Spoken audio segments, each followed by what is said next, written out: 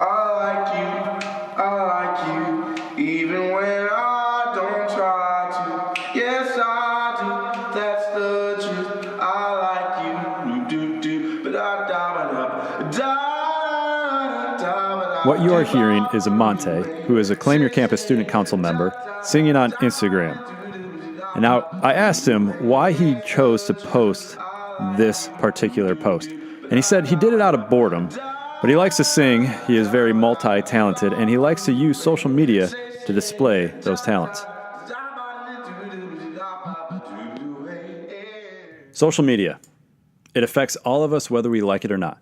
It's not a fad or a trend that will eventually go away like acid wash jeans and jelly shoes, like Jeff used to wear. Our research says that around 80% of students use it on a regular basis. So we thought, what if we could get inside the minds of students to hear directly from them about what they think of it, how they use it, how it is affecting their world, their culture, our culture. So that's what we're going to do today, take a journey inside the minds of students. We'll look at what thousands had to say in our research and then hear directly from 4 high school students in an interview we did with them. I'm Jeff Eckert. I'm Jason Brewer, and this is The Thought Factory. I am recording, and so I'm going to just have you state your name and grade. My name is Zoe, and I'm a junior in high school. All right, Zoe, when did you get a smartphone? I got a smartphone the summer before my sophomore year. And how much are phones prevalent when you are hanging out with your friends?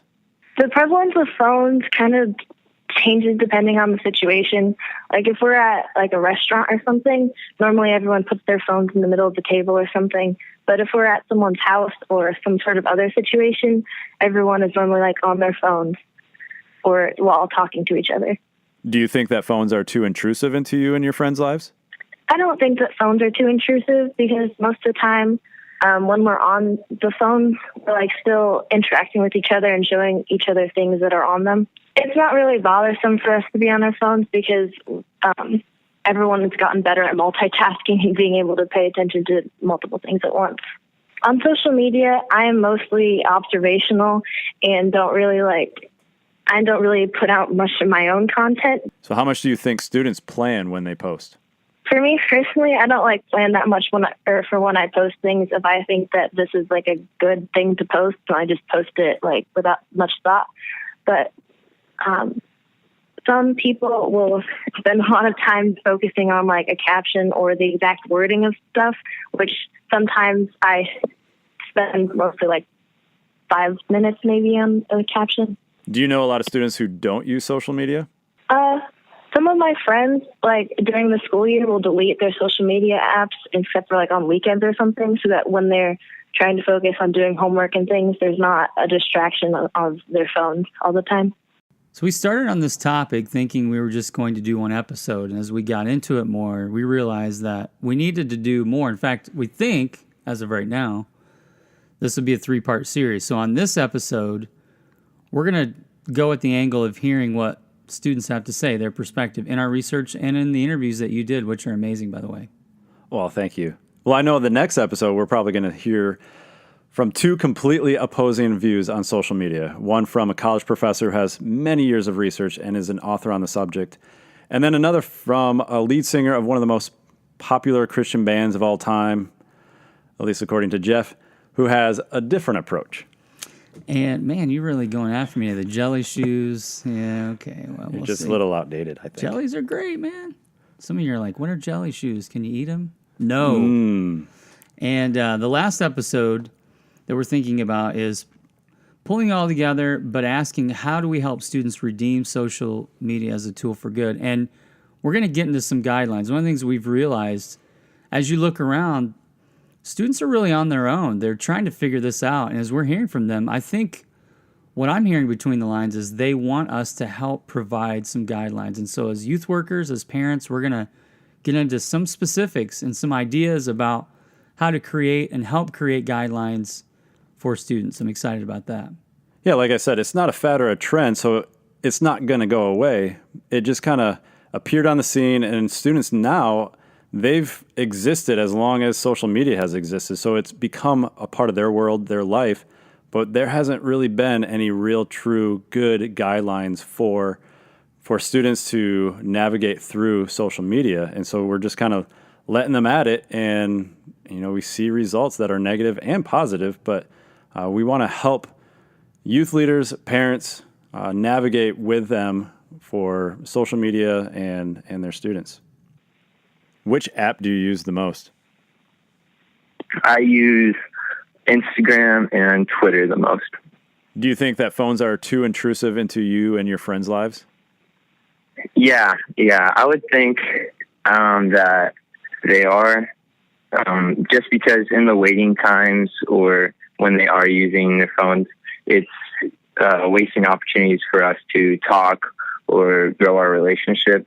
But I think it's even more so with my family, because I use my phone way more around them when I'm with them than my friends, and I think that's much more of an issue for me and some of my peers. And so I'd say that's probably more of an issue than with our friends. Now, what is your interaction with social media? Is it more observational, or do you post a lot? It's much more observational. I post usually on Instagram about once a month or even less than that. I think that for me, it is between my pictures that I post and how many likes they get. And it's not compared to other people usually. It's just I notice this type of picture gets more likes than this other picture that I post. And so, I do feel like that is, I don't know if I'd say important, but like that's relevant to me, and I try to get my posts with more likes. Do you find it effective to use social media as a way to talk about God and the gospel? I think it can be effective to get information out there, or to get information out to a lot of people at once, but it's much more effective to talk to the person in person. Because if I ask someone in person compared to if I posted something on Instagram to come to my church, it's much more effective if I ask them in person. Well, let's look at some of the data and some of the research that we found. We're asking some questions like how many students have a smartphone? At what age does the typical student get a phone? Or how much time do they spend on their phones? What is the top go-to apps for the students? You may not be surprised.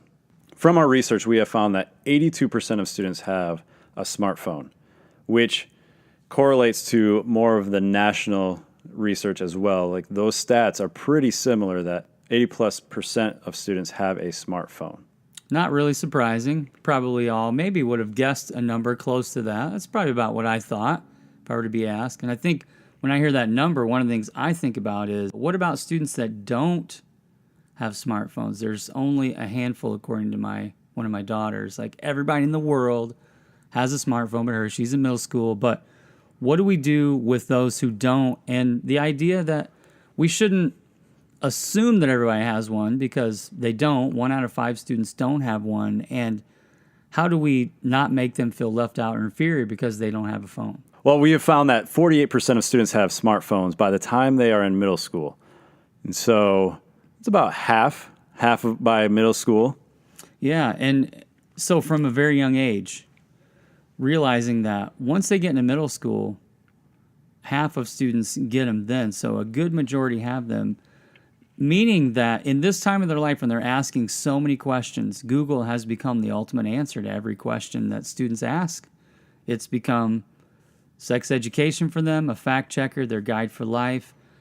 But as youth workers, as parents, even though they're going to their phones, they're going online to find all these answers, it still is not their best counselor or their best option for the relational outlets in their life. And we want to keep that in the forefront of this idea and discussion, that as we talk about social media more and we get into that, there are relational benefits, there are good things, but it's not their best option. Relationships are still the most important things that matter, and that's what we want to keep on the forefront. Man, I think about the Google becoming the answer to all, and how students can get so trapped into things that they shouldn't be looking at, shouldn't be exposed to, just by simply being curious and going, well, I'm not going to ask my parents about it. I'm going to go to Google because I know Google will give me an answer. And then all of a sudden they're exposed to so many things. I've heard a number of stories where even that is the first time exposure to pornography or images of that are gruesome because of something that is innocent in the minds of a student, and then they go to Google, type it up, and all of a sudden it's exposed to them by just hitting images. Yeah, so most students getting those phones, smartphones, between ages 12 and 14, which, like you're saying, Jason, is such a young, impressionable age, and along with the fact that middle school are one of the most tumultuous times in our lifetime. As people look back, they often say, middle school years were my worst. So you combine those two things, it could be a little weird. We also know that by high school, by the time they enter high school, 81% already have a smartphone. I mean, even the students that I talked to, it was at least by the time that they were a freshman in high school that they remember getting a smartphone.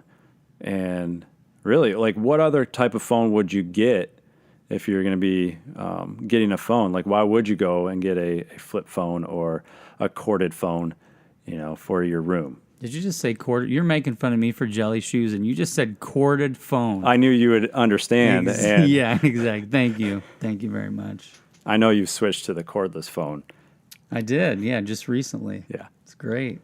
So obviously, having a phone, being on the phone, it may not just be voice communication, but we asked the question, how much time daily are they spending on their phones?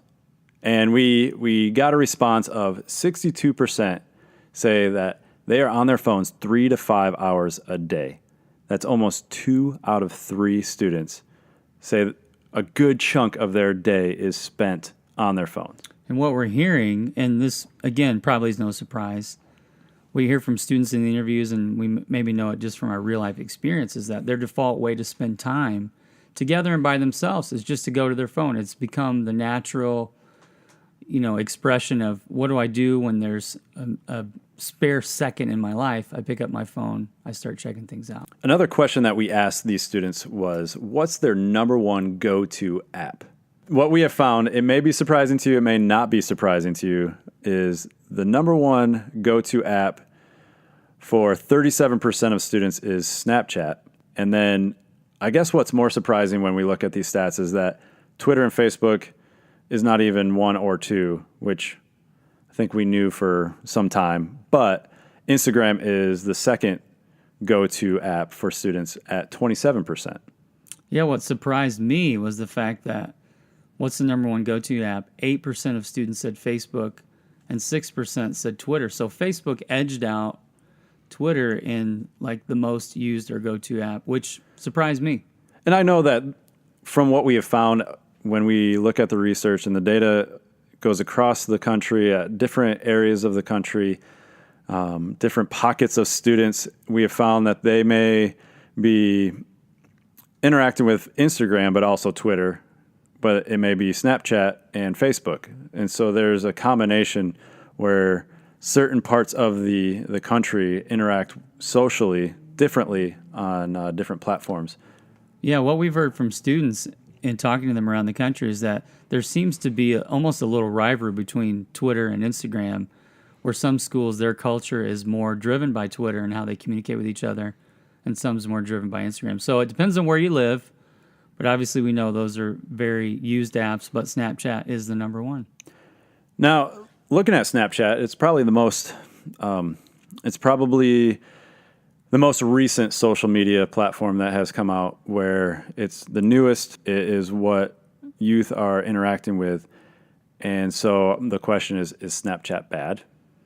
Yeah, that's the ongoing debate, and I know people on both sides that work with students and parents and in those networks where trying to come up with this idea of how do we navigate with students in trying to talk to them about that. And I think what's important to remember about social media is that it's an extension of the person. So however you are as a person, that's going to extend out and show itself on your social media profile and the things that you're saying and how you're interacting. So it can be a scapegoat. Social media is one of those things that people look at, especially with students, and they say, they just throw it all out and go, it's bad, or Snapchat in and of itself is bad. And if you know the founding of Snapchat, it's easy to look at that and think, well, seems to be designed kind of for evil purposes or very shady purposes. But again, the idea is, how do we redeem it? Obviously, students are using it, and let's really bore down into not the symptom. I think social media can be the symptom when we're thinking about live people, but especially students in this podcast, in this discussion. So the real issue, the real problems are, if someone's negative, critical, and hateful, those aren't social media problems. Those are personal problems that we need to get to, and social media just helps us understand and reveal that about someone else.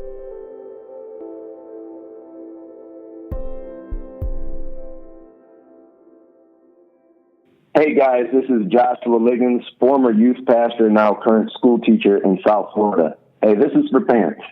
If you're a parent and you're seriously looking for ways to help your child mature into faith, please consider partnering with Never the Same. From their Bible engagement series to their nationwide NTS camps, these guys are absolute trailblazers for growing students in the faith. Check them out.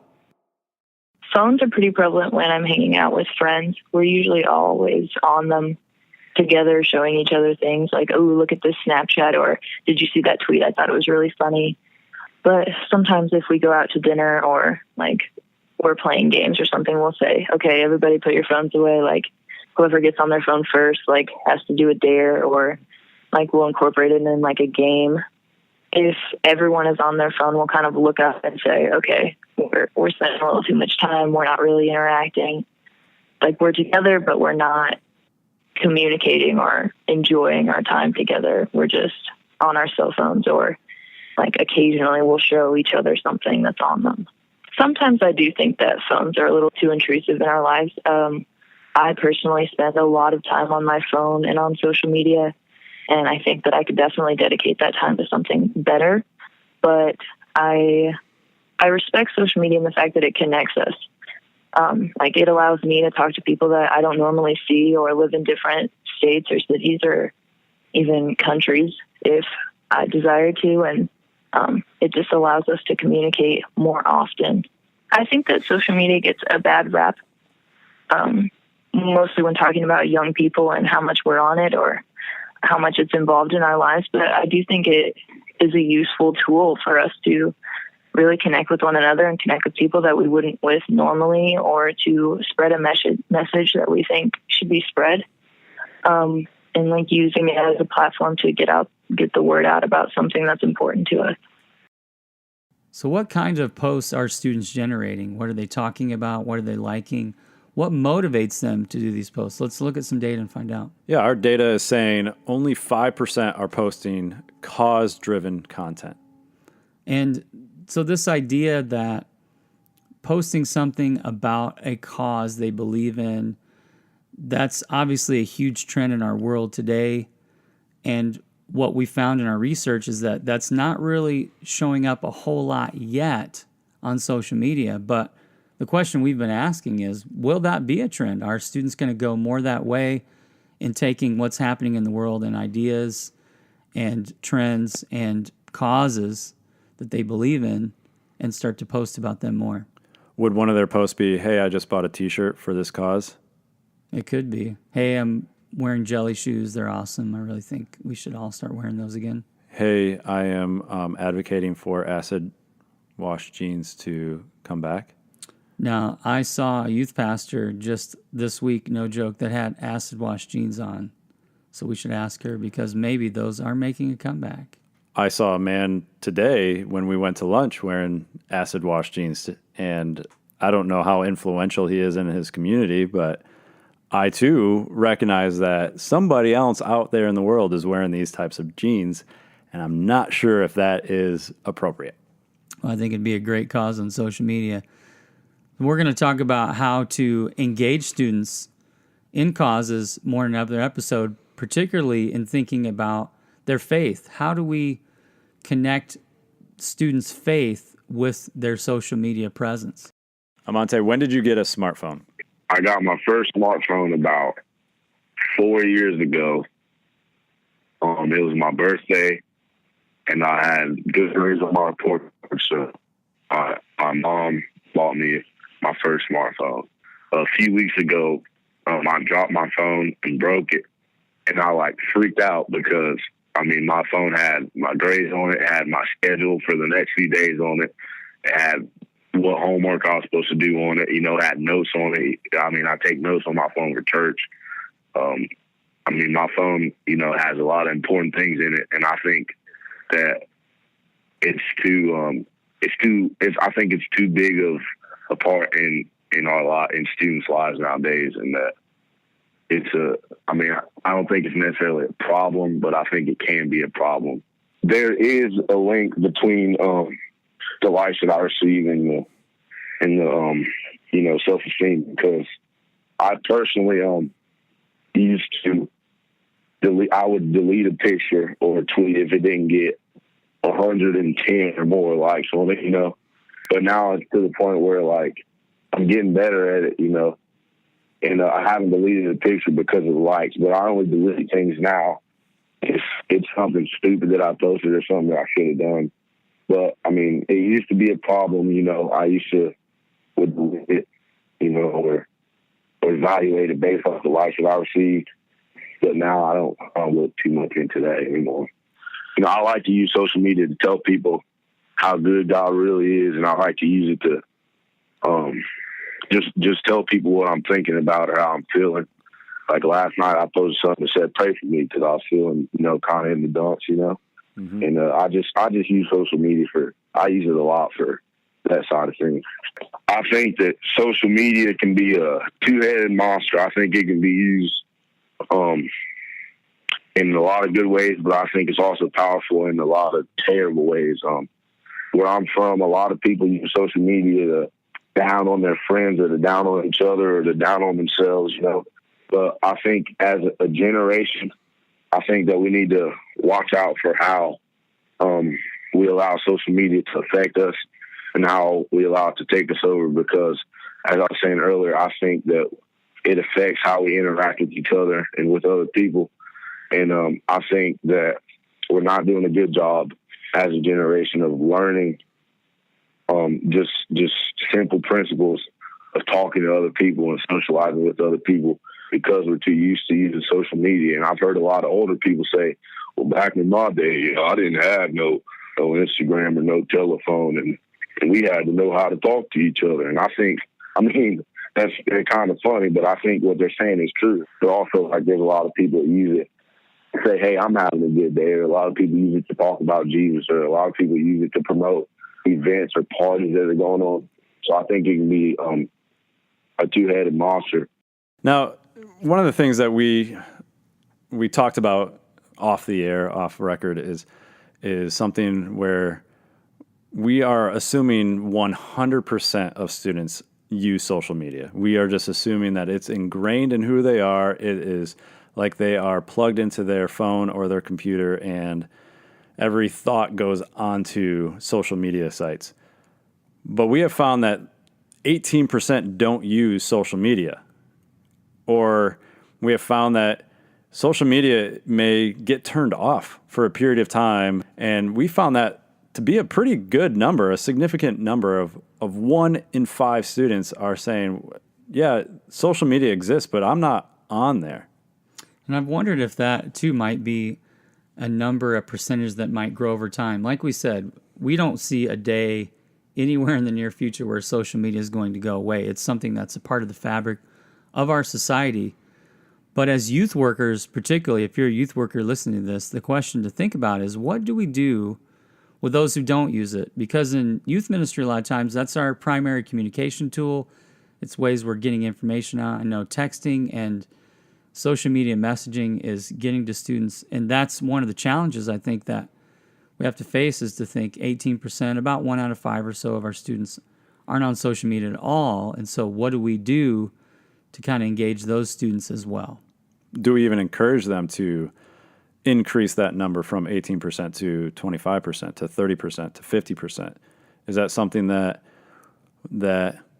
is possible? Is is it something that's worth pursuing when we think social media may have this grip in our lives and it's consuming our time, and we find it to be that way for us adults as well, where we can be scrolling and then 2 hours later you're going, what did I just do? And besides look at hundreds of people's posts and you go, why am I wasting my time on this?